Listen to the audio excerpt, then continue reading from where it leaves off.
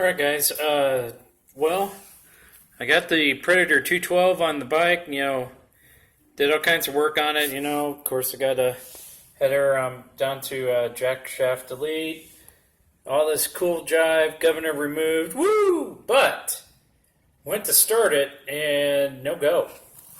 And I did a little research and here's what's up.